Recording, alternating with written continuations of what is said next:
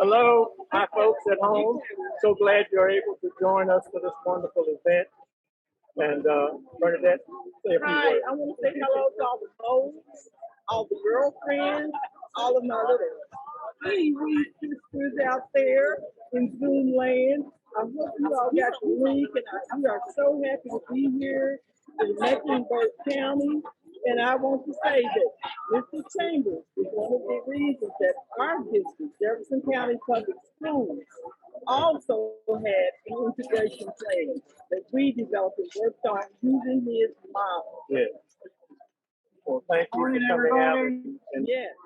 take care of the class. Have a blessed day. And I'm happy with you. Good morning, everyone. Welcome.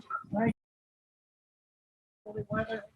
What a great day it is for Charlotte. I don't know if we're on live on Facebook or the companies. Let me go to the Dedication of bigger than life strong statue, which you'll see in a few moments, to an extraordinary Charlotte Julius Chambers. Tony Zeiss, chair of the Charlotte Trail of History, which is an all-volunteer organization dedicated to preserving Mecklenburg County history. We do this by carefully selecting key historical people who represent many parts of our community, including the arts, business, education, civil rights, healthcare, on and on, etc. We raise the money for the bigger than life bronze statues. We contract with the sculptors, and we install them, and then we gift them to the county. And then we provide an endowment for their maintenance through Park and Recreation. And they do a wonderful job taking care of it. And our history. So we install these statues along with, I just do it on this another time.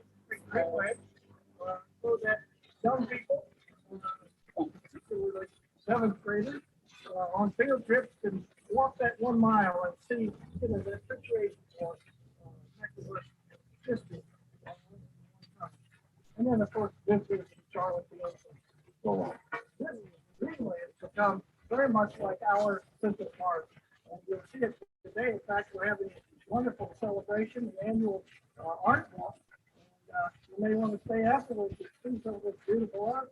It is painted by local artists up and down Greenway today.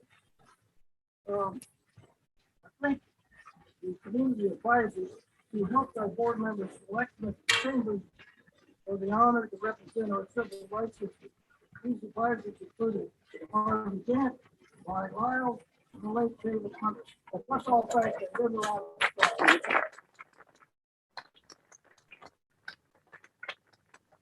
This will be the 9th statue project of the projected 21 projects located along this urban section. These 9 projects include 13 statues. You're saying, how could that work? Well, we have multiple statues in certain places with the same project. They're all prominent Norwegians, including Captain James Jack and his horse right up here. We can thank Chase Saunders for the vision for that. Thomas Spratt and King Hagler. King Hagler was chief of the Catawba Nation. We've got Jane Wilkes, Thad Tate, William Henry Bell, the Thompson Children's Home, Philip Van Every, and today we're going to unveil Julius Chambers. We expect to honor later this summer, or this coming summer, the first female physician in our state. Her name is Dr. Annie Alexander. She worked with Presbyterian Hospital. And we're now raising funds for future statues to include Lewis McGlowan, representing, of course, music. We've got Georgia Marie Davis representing education. We've got Romare Bearden representing art. So if you'd like to support one or all of these, you're certainly welcome. Just let me know afterwards, or talk to one of the board members, or go to our website, which is basically charlottetrailofhistory.org. This Chambers statue doesn't have the signage up yet, but it will be here, and it'll have a profile of Mr. Chambers, history, and of course recognize major donors to the project. So now it's my pleasure to invite our county manager, Dena Diorio, to introduce our keynote speaker. Dena?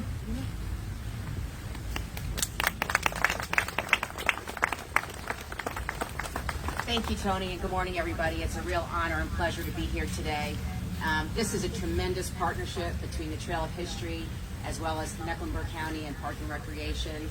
And each of these statues, the 13 statues along the Greenway, are an incredible work of art. And if you've ever walked and looked at each one of them, they are so incredibly beautiful. And this one will be no different. So it's a real honor for me to be here today, and even more so to introduce the chairman of the Board of County Commissioners, George Dunlap from District 3. Thank you.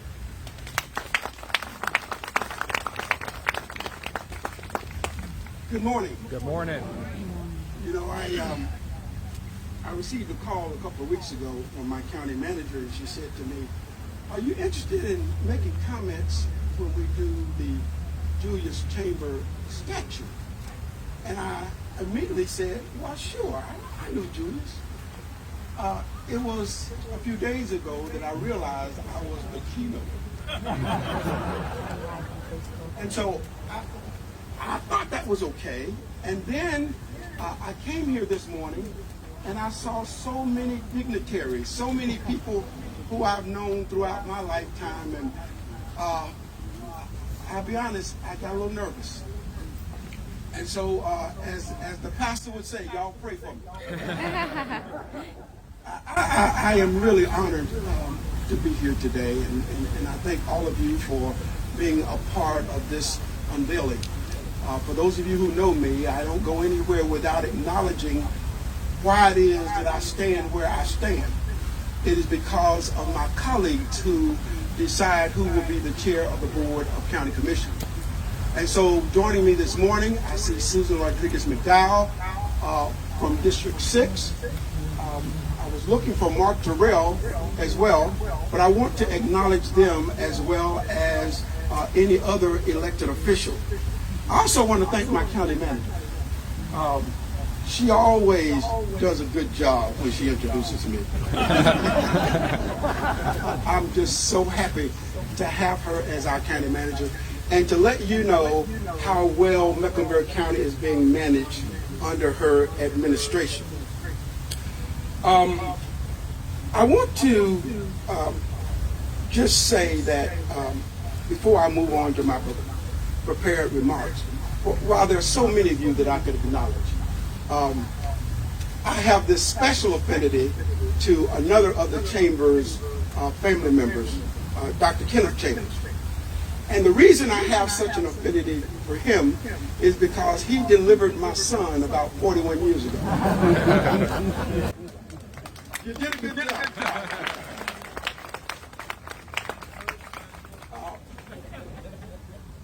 Also joining us today is our Deputy County Manager, Leslie Johnson, our Park and Recreation Director, Lee Jones, Bert Lynn, Greg Clemmer, and some of our other county staff. So I want to acknowledge them as well because it is their job and responsibility to take care of the park and make sure that it's presentable and make sure that it's in a way that visitors who come to Mecklenburg County would appreciate what it is that Park and Recreation does for our community. The Trail of History along the Little Creek Greenway commemorates the lives and contributions of those who have made significant contributions to Mecklenburg County's history. Since 2020, 14 bronze statues have been added to the trail, which overlooks the city's skyline. Statues of great individuals such as retail pioneer and business mogul William Henry Belk, or industrialist philanthropist James B. Duke, and businessman and civic leader Thaddeus Lincoln Tate. So it is only fitting to include a statue to honor a lawyer, an educator, and a civil rights leader named Julius Chambers. Julius Chambers was born October 6, 1936 in Mount Gilead, North Carolina.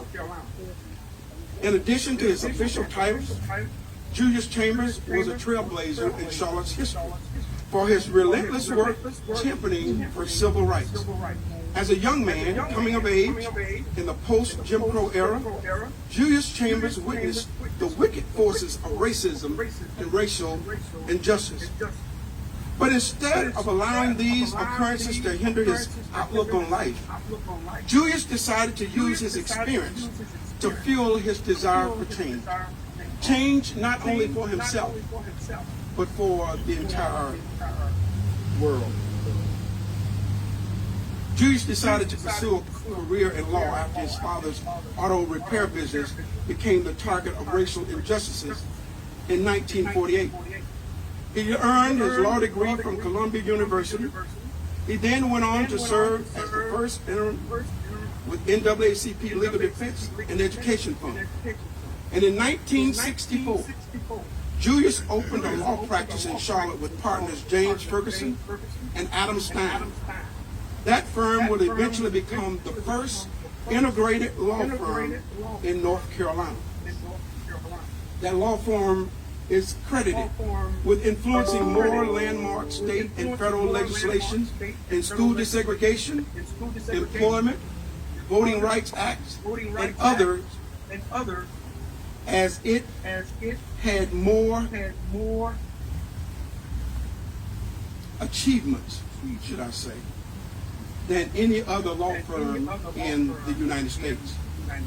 And the list of legal victories is long. They continued now for more than a decade.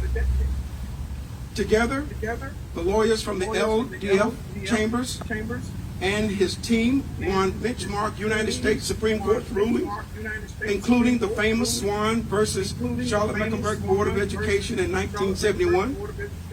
That ruling led to federal mandated busing, which helped integrate public schools across the country.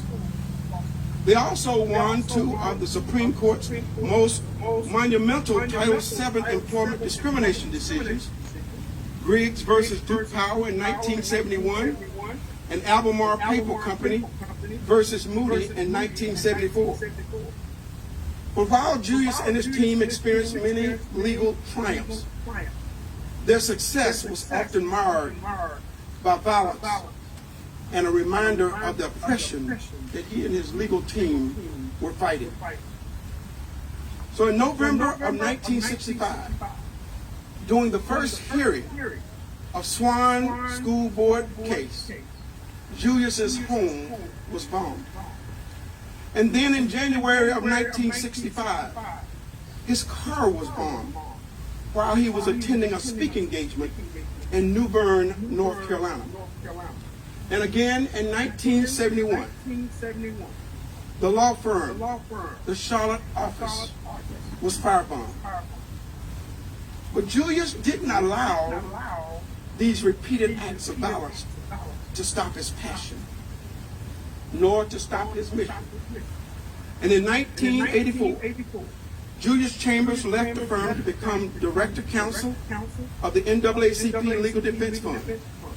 Under his leadership, the organization became the first line of defense against political assault on civil rights legislation and on affirmative action.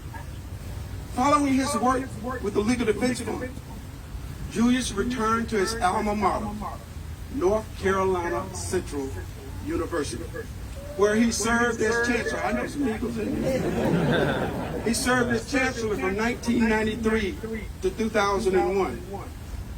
And after his retirement from the university, Julius decided to return to private practice at the law firm that he helped get started, now known as Ferguson, Chambers, and Sumpter, PA. In 2002, Julius became the director of the UNC Center for Civil Rights at the University of North Carolina Law School. And for more than 3 decades, Julius Chambers modeled what is truly meant to be a champion of change. He risked his life to serve others. Julius Chambers' monumental legal successes will be forever remembered as we talk about the fight for civil rights. His work his accomplishments have created a legacy that will live on for generations to come.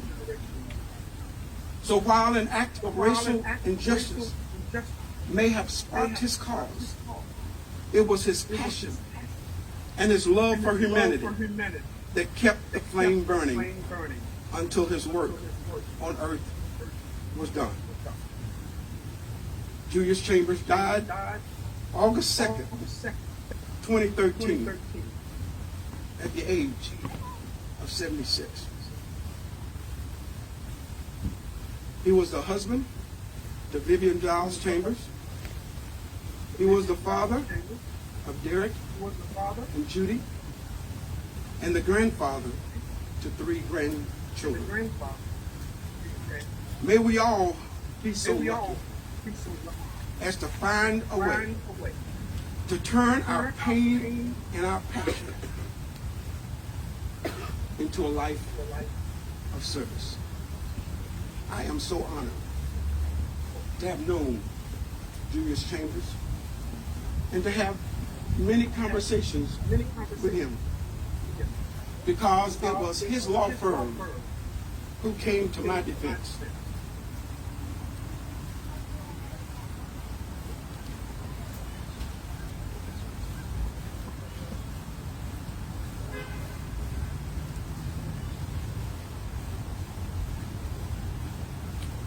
Some of you know the story. When I was a young police officer, accused of slapping a woman, arrested, placed in a jail cell by Mecklenburg County deputies. And it was the law firm that came to my defense and gave me the best piece of advice I ever could have had. And it is because of them that I am still able to stand today and to speak boldly about the injustices that occurred in our community. And so I am eternally grateful to Julius, to James Ferguson, and to Geraldine Sumpter for not only looking after people like me, but for others in this community. And if you ask them today, there's probably a bill somewhere that I never paid. So thank you, Julius Chambers, for your contributions to Mecklenburg.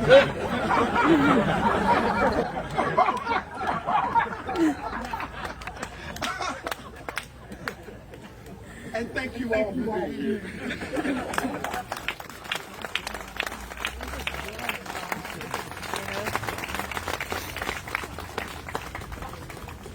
George, I kept waiting for you to say, and you are a very happy Central Piedmont Community College graduate.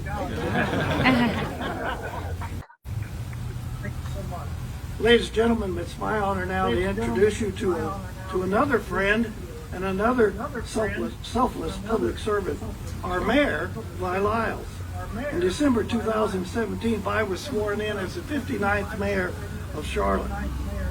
She's now in her 4th year of service. She's known for her strong commitment to creating jobs, expanding affordable housing options, and supporting increased transportation alternatives. Please welcome Vi Lyles. Hey, wow. Good morning, everyone. I am so glad to see all of you. I want to thank the chair for the words that he said that honored not just Julius, but actually encouraged us to begin to think about what is today's message? What do we do to commit? But I want to start off first by saying all of you are dignitaries in this group, and we know that if Julius was here today, he'd be like, y'all need to go home and do something. Go make something right. But however, Vivian would be like, let's have a party. Where's the food going to be? And what's going to happen? I think that's what makes a great relationship. And Julius established great relationships with many of you, whether or not he was trying to get you out of jail or out of trouble, but also by being someone that you could respect as a friend, as someone that you could go to, and I say this seriously, with prayer and needs. Someone that was willing to sacrifice so many things to be able to serve so many more. So today, as we honor him in this statue, we often think about him as a civil rights activist leader in so many ways, but I'm sure that most of you will think of him as someone that would quietly advise and guide you no matter what was going on, whether it was legal, whether it was personal, whether it was friendship or family. We're honored to have his brother and his spouse Grace with us today. I think that your mothers must have been so proud, and New Bern should be even prouder. But I think what we're doing here today is unveiling a memorial to him, one that I think we should all take very seriously, and think about the things that we have ahead of us, the people that we've been leaving behind with opportunity, people that struggle in this community around food and opportunity to work and serve. And let's just remember this statue is a memorial to all of us to do the very best that we can to change the oppressive nature that was built into so many of our laws and policies as we go forward today. But today, let's celebrate Julius Chambers and the legacy that he leaves for all of us. Thank you very much. Wow. Now we see why you're our mayor, Brian. Thank you so much. Now I'm really pleased to introduce you to a wonderful friend, a great board member of the Trail of History. His name is David Taylor. And David, many of you know him, David was the project manager for this. Now that takes a lot of work. That's 3.5 or 4 years worth of work. And he led all of it. He's the president and CEO of the Harvey B. Gantt Center for African American Art and Culture. And he also was the project manager for Thad Tate, if you were here, who's right down the way here. So, not Thad Tate, the statue. Please welcome David. Please welcome David. Thank you, Tony. We started this journey over 3 years ago. And at that time, I signed up, I raised my hand, and Tony kind of asked if he might be interested in being project manager for the Julius Chambers statue. So I quickly raised my hand, thinking that I knew Julius Chambers, at least knew of him or knew about him. But during this journey, I realized I really didn't know him.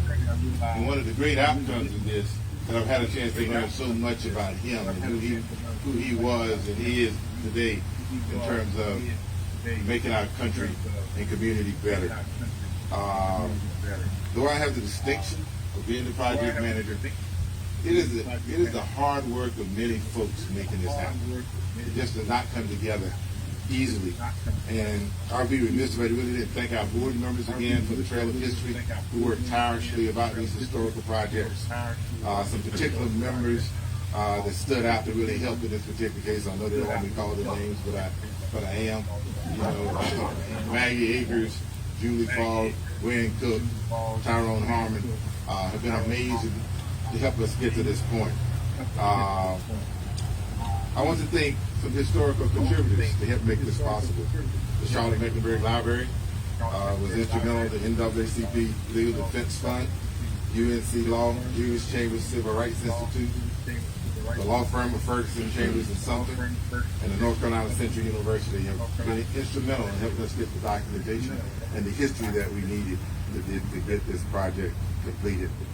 Most importantly, I want to thank the family members.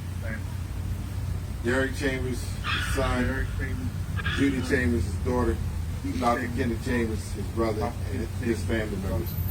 It's been through your all's encouragement that we've been able to go through this project with confidence and make this day happen. So thank you. Thank you so very much. Our goal has always been to present you with an outcome that you would be pleased with. One of the key roles of the project manager is to help select the artists for the project. And after review of several proposals, we selected Ed Hamilton of Louisville, Kentucky. It's been a pleasure to get to know Ed and his wonderful bride of 54 years, Bernadette. He is an accomplished sculptor and has accomplished many commissions around the country. The Lincoln Memorial at Waterfront Park in Louisville, Booker T. Washington Memorial in Hampton, Virginia, Joe Louis Memorial, Detroit, Michigan, and the Armstrong Memorial in New Haven, Connecticut, and many more. Ed and Mr. Chambers are fraternity brothers of the Alpha Phi Alpha fraternity. Alpha Phi Alpha fraternity.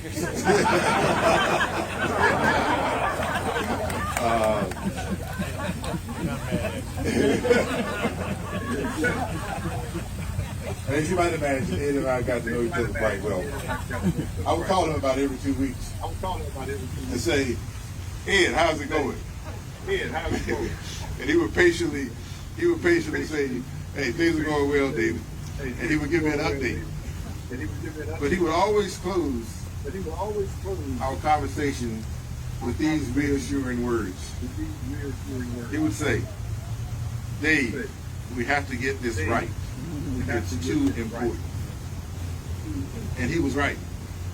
It is too important. And Ed, I think you got it right. Please welcome Ed Hamilton.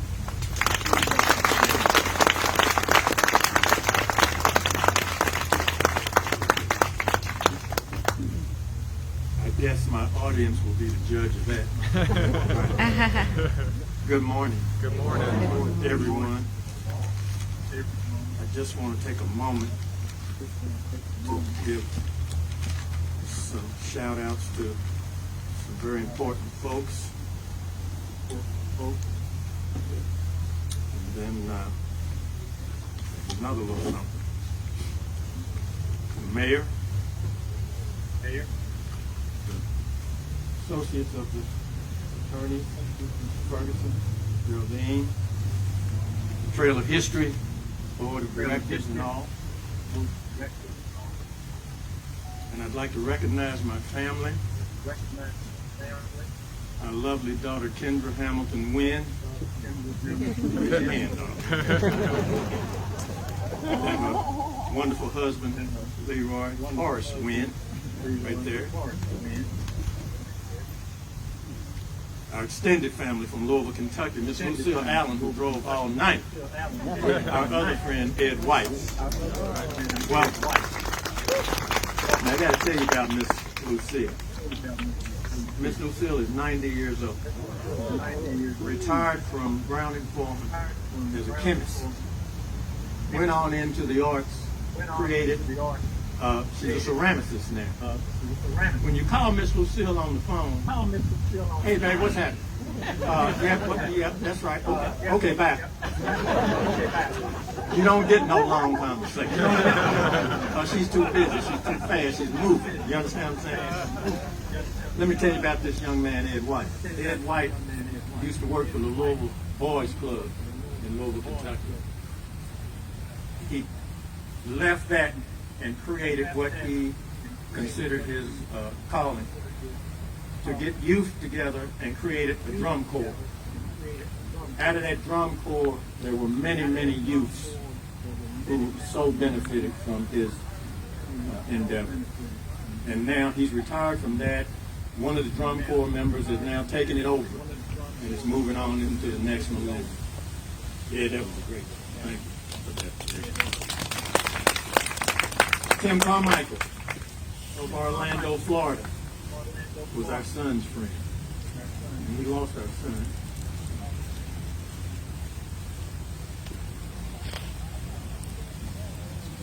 I knew I was going to do that in January. They were very close. And he invited us down. His family has farmland down. Farmland as big as North Carolina. They grow sweet potatoes.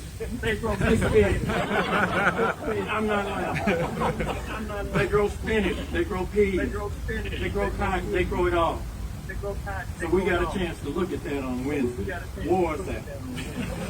Land as far as the eye can see. Homeboy Fred Roberts and his lovely wife from Louisville, Kentucky, but they now live here. Where are you, Fred? There you go. Good to see you. I'd be remiss if I didn't talk about my homeboy, and y'all know this man, Steve Crump. Oh yeah. My man. And his lovely wife, Kathy Crump. Kathy's sitting right there. We love Kathy. And then we have some Carolinians who are here, Bill and Pat Noble. Pat Noble worked with my wife in education, and they would go all these trips for, what was it, Cage, Gifted and Talented program. Yeah. And now they travel the world in their car. All over the country, all over. Dr. Larry McNeil from Louisville, Kentucky. Fellow Alphian, Alpha A5A, all right? My man, my brother. And we also send all great thoughts and praises to those that are watching on the Zoom, wherever you are, all over the country. So glad you're here with us. And also, I got to give a shout out to the company that installed the statue of Harmon Construction, Brother Tyron. There you go. Yes, sir. My ugly man. So thank you all for that. I want to just take just another minute to tell you what my thoughts are. Is I just looked at Julius's first name. And you know, sometimes you take a letter and things come to you. And I'm going to do this just quite quickly, not going to take up too much time. J. Justice for all was his main goal. Driven by the experiences of his life as a child through adulthood. U. Universal acceptance of not only African Americans, but of all people. L. Lawyer, yes. He was among and considered one of the great ones, not only in his hometown, but throughout the USA. I. Inspiring to most people, even ones he did not know. He started with colleagues and moved out of his sphere, talking, sharing, and asking questions of everyone he met. U. Unique in unionizing people for justice, with national policies that included desegregation of schools, righting legal wrongs to individuals in his community, and setting precedents in the legal community and in our world. And S. Systematic in his definite energy, dedicated to enter a business, law, with determined goals and purposes, to discover the best ways to accomplish his objectives of justice for all. That's who Julius Chambers was to me. And so I have been very honored to be a part of this process, and it's been 3 years in the making. I just want to end with this poem. That all alphas, as he was an alpha, had to learn when you have a big brother, you better remember this poem. Invictus. Out of the night that covers me, black as the pit from pole to pole, I thank whatever gods may be for my unconquerable soul. In the felt clutch of circumstance, I have not winced nor cried aloud. Under the bludgeonings of chance, my head is bloody, but I'm back. Beyond this place of wrath and tears, looms the horror of the shade. And yet, the menace of the years finds and shall find me unafraid. It matters not how straight the gate, how charged with punishments the scroll. I am the master of my fate. I am the captain of my soul. God bless the family of Julius Chambers. God bless the memory of Julius Chambers. And let the church say amen. Amen.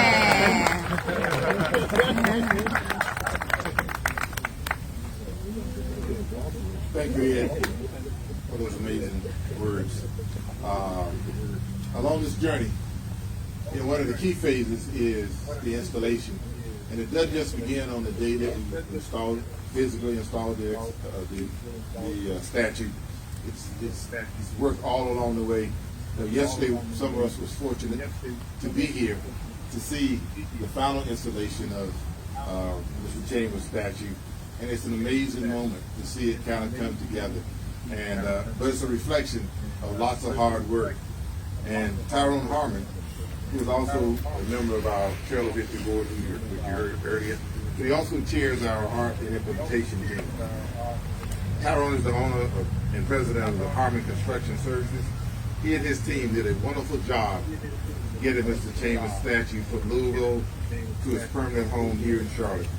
Tyron, please share a few words.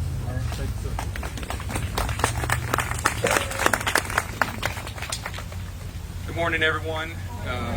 Again, my name is Tyron Harmon, and I was truly honored to, along with my business partner, Lee Ortiz, and the rest of the Harmon Construction team, we were honored to have the opportunity to work on a wonderful sculpture project such as this. I also want to say thank you to Land Design, who was the engineering firm. They were great to work with throughout this process. And also Mecklenburg County Parks and Recreation. It's good to know that your tax dollars are put to some good use. So I thought they did a great job and helped us out quite a bit. So it was a great experience. So having the opportunity to be able to read about Mr. Chambers, and then when I saw the invitation and saw who was going to speak today, and to see who is here today, and many people that I look up to. I truly say that I'm humbled to be a part of this opportunity and go up, be a part of this process. I feel like I am kind of the fruit of the labor of the generation before and all the hard work that they put in.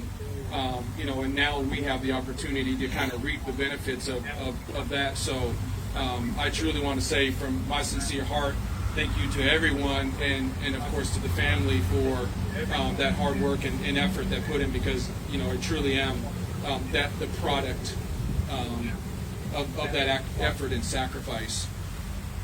As we were installing the sculpture yesterday, many people were stopping and they were asking, who is this, and tell us about Mr. Chambers, and we began to talk a little bit about who he was and the legacy that he has carried throughout here in Charlotte. And it really helped remind me of the value and what the Trail of History is doing here as a whole. And some people may not realize that, but I'll tell you something personally. I grew up in my later years in high school outside of Myrtle Beach in a single wide trailer on a dirt road. And I have to be honest with you and tell you that I never knew a professional black man, when I was coming up in age. And most people that grew up, in that area, we most people worked in the hotels, and you were either cleaning rooms, you were washing dishes, or you were cooking. So having that opportunity to the expectations were low on what you could achieve. So I don't think that people realize that, this statue and people asking questions and the future generations that are going to have the opportunity to see this, just how it can have an impact on their life in such a positive way, such as myself, to be able to say that, man, I can achieve something greater. So now future generations and myself now can be that example for other young people. So we at Harmon Construction were truly honored to be a part of this in honoring Mr. Chambers, and I look forward to what the future holds and has in store. So thank you all very much.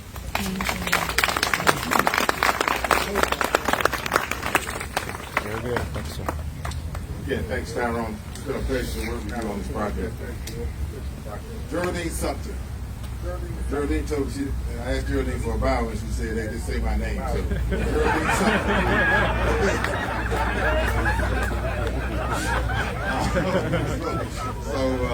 If you all know Geraldine, she's very humble. Certainly never wants the light shone on her, but if you all know, she's a partner in a law firm, Ferguson, Chambers, and Sculptor. And Geraldine, along with her law partner, James Ferguson, still carry on the legacy of champions of civil rights. And they both have been lifelong friends of Mr. Chambers and the Chambers family and law partners with Julius Chambers. So, Geraldine Sumpter.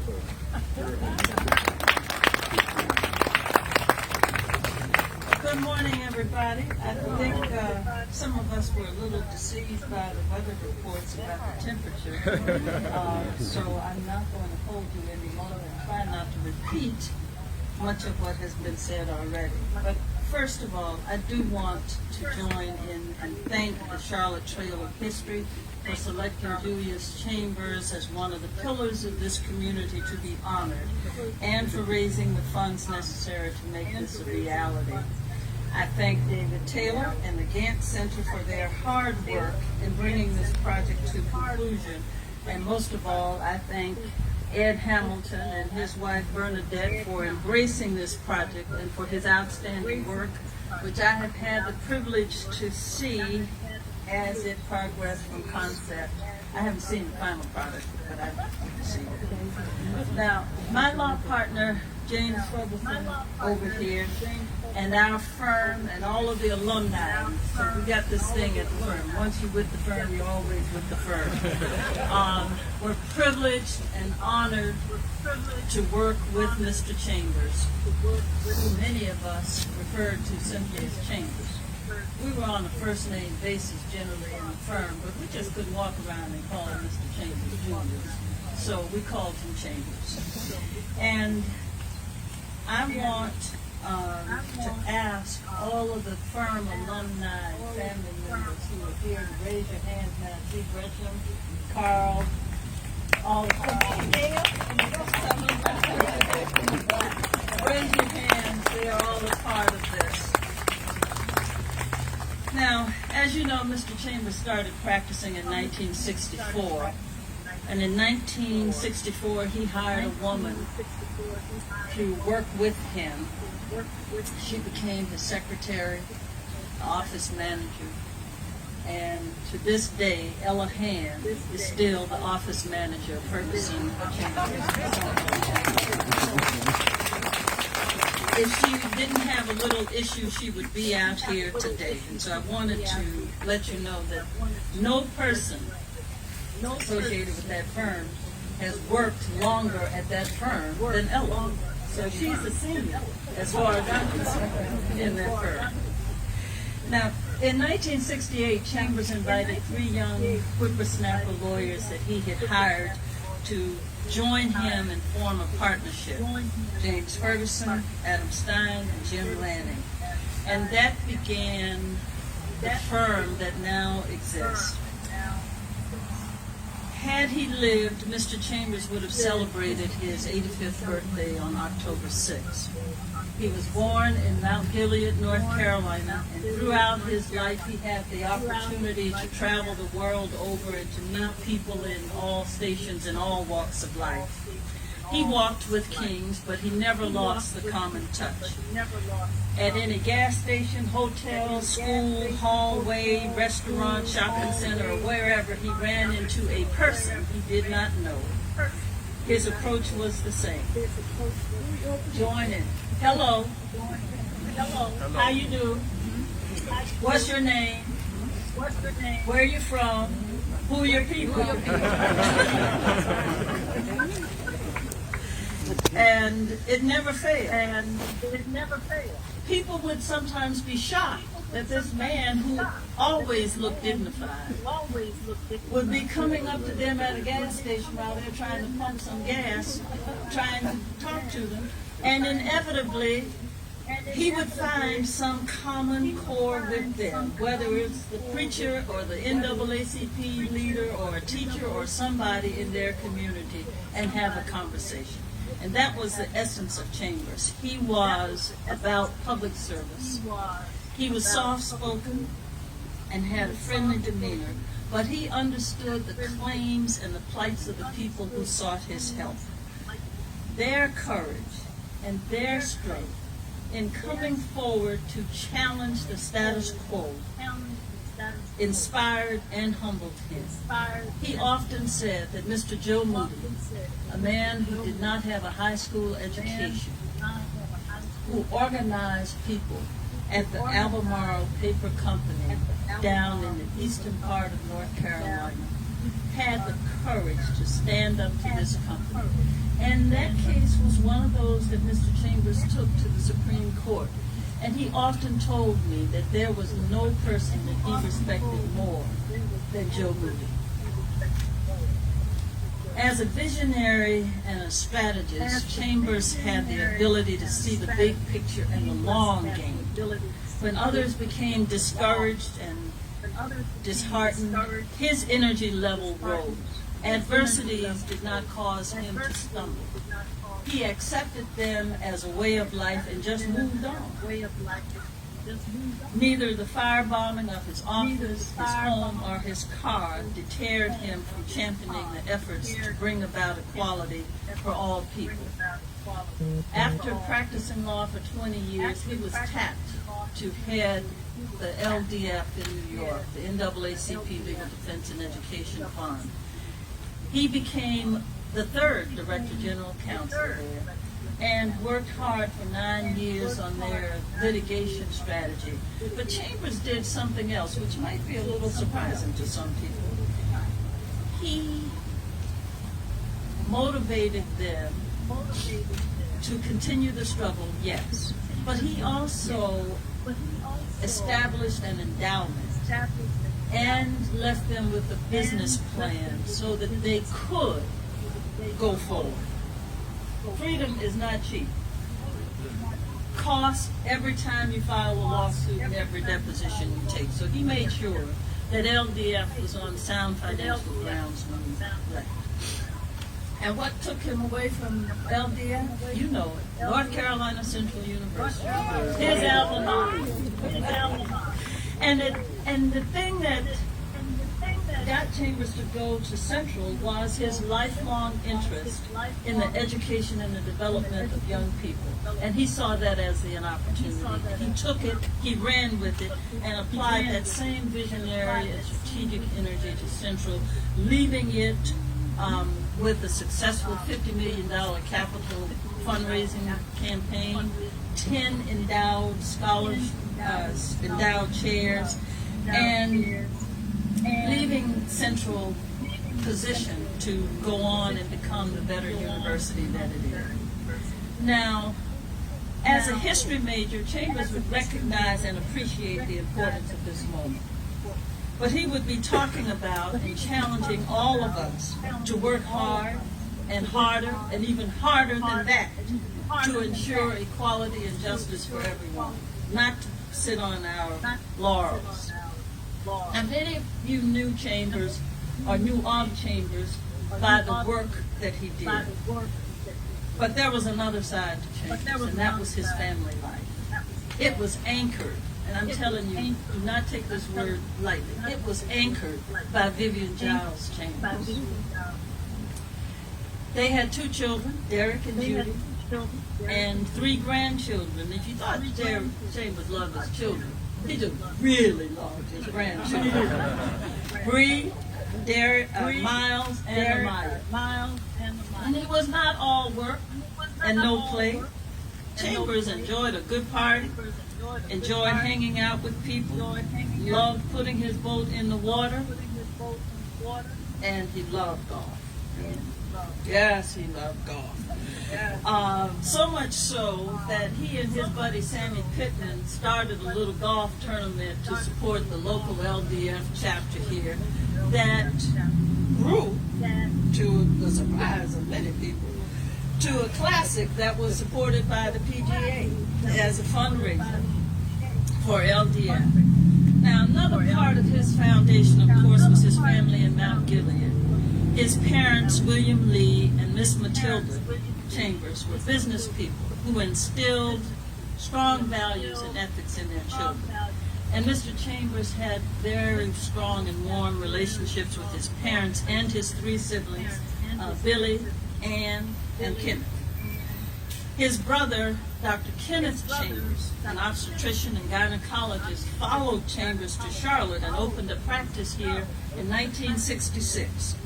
He, like Chambers, encountered segregation in his profession. He faced adversity with a cool, calm determination. Until he retired in 2003, he served as a mentor and an inspiration for many African American doctors arriving in Charlotte.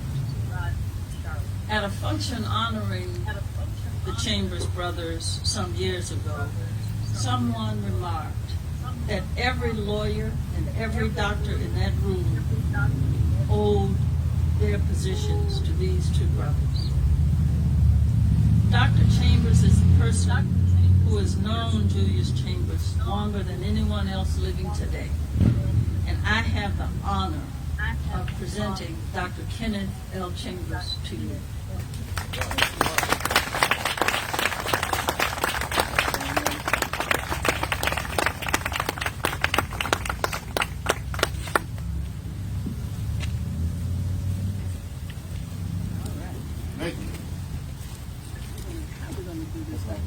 Let's go put it right in front.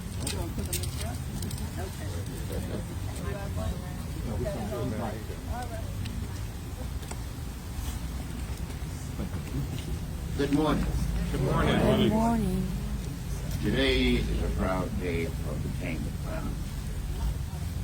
Let me first thank God for allowing us to be here this morning.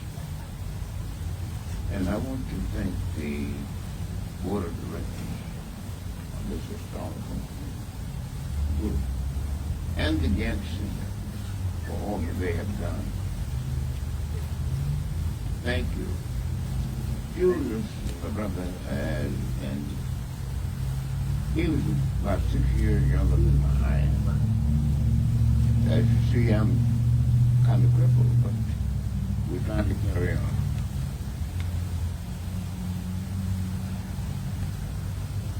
Let's put my glasses on.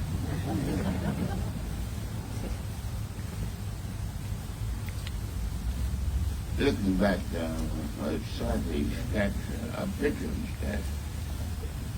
statue. Brought back so many memories of things that happened between my brother and myself. When I was growing up, I expected Julius to become a preacher. Because we practiced, played church, and he was always a preacher. But the book of Micah telling him what the Lord required of a man to do justice, love mercy, and walk humbly with God. Our mother prayed for her children, and I can still hear her pray. Lord, bless my children. He became a lawyer in practice for many years. And later became the head of the NWC Legal Defense Fund for about 9 years. And after that, he was called to become the chancellor of Central University, where he retired, came back home to Charlotte to practice. After a few years, the Lord called him home. I'm glad that the Lord allowed me to live long enough to see the fruits of my mother's prayer. Thanks again, and may God bless you all.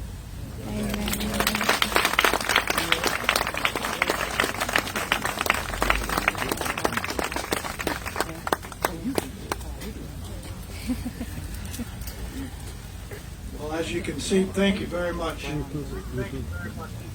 We know it was straight from the heart. You could have told us a lot of stories. I can see it. Thank you for doing that. Let's thank David Taylor too. This guy worked hard.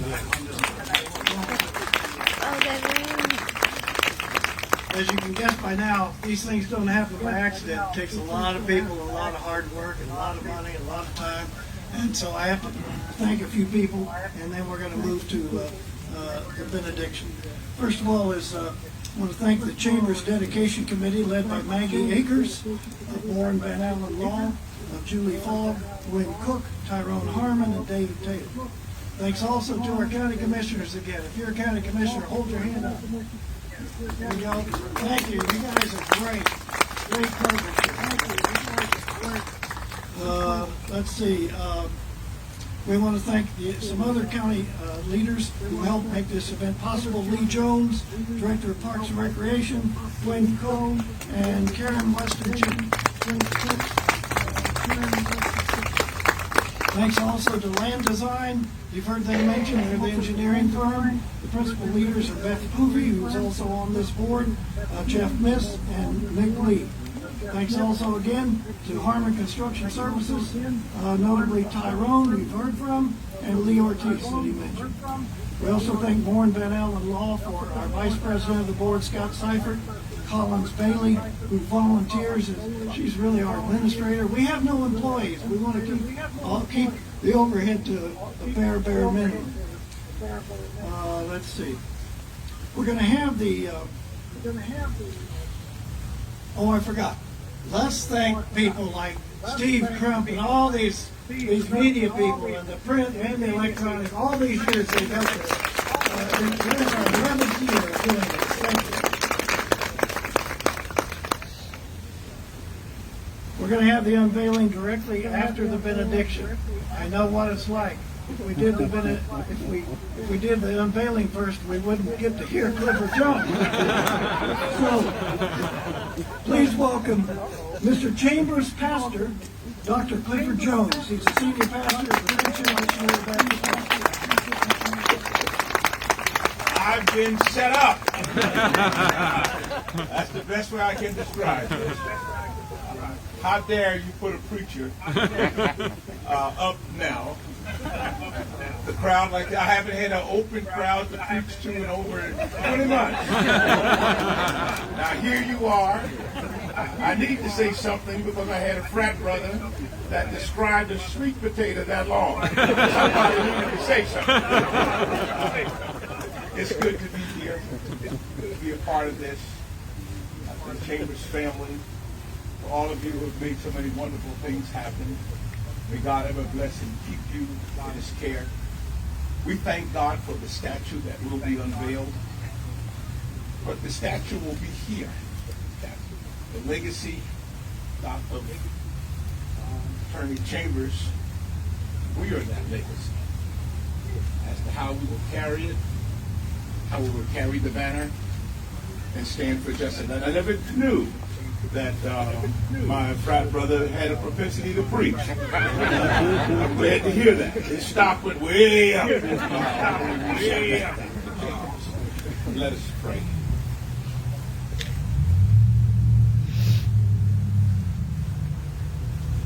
We're known for our much speaking.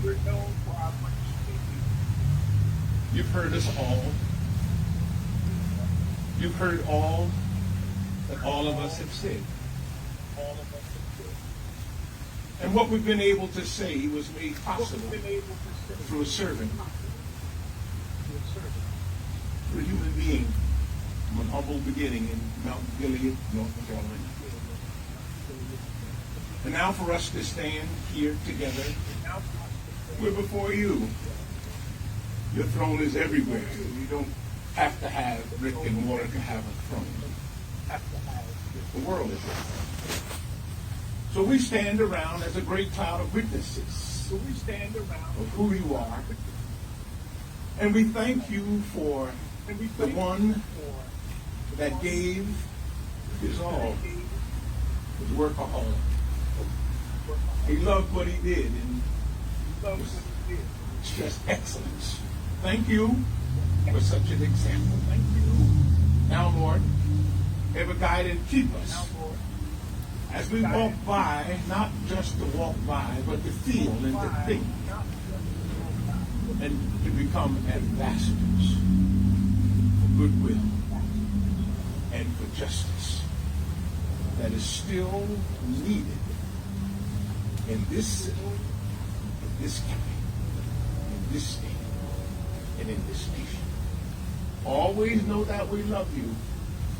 Always know that we praise you. And we respect you, Lord, for all of the names that persons have attached to you and how you've changed your gender to whatever. But we know that you're stable. And we know you as God, the creator and sustainer of this world. And yes, Lord, some of us know you as Lord, whom we call Jesus. For it is in his name that we do pray and give you thanks.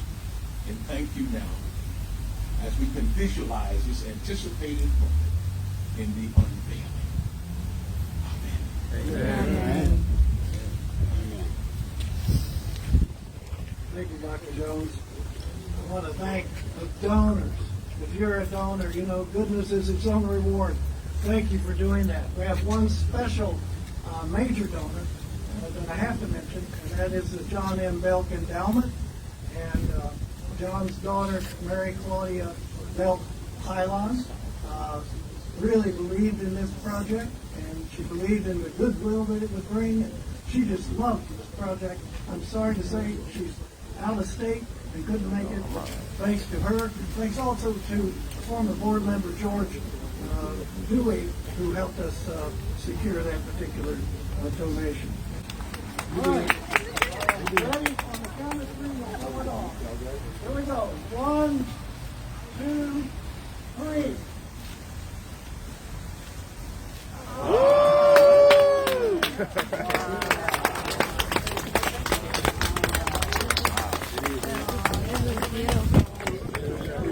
It's amazing. I know it. Look just like them, though. Y'all smile, get together and smile. Yeah. Okay. You want to get a shot? Let's see what I got to taste.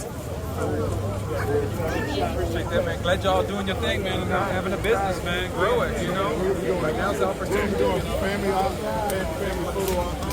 Good to see you.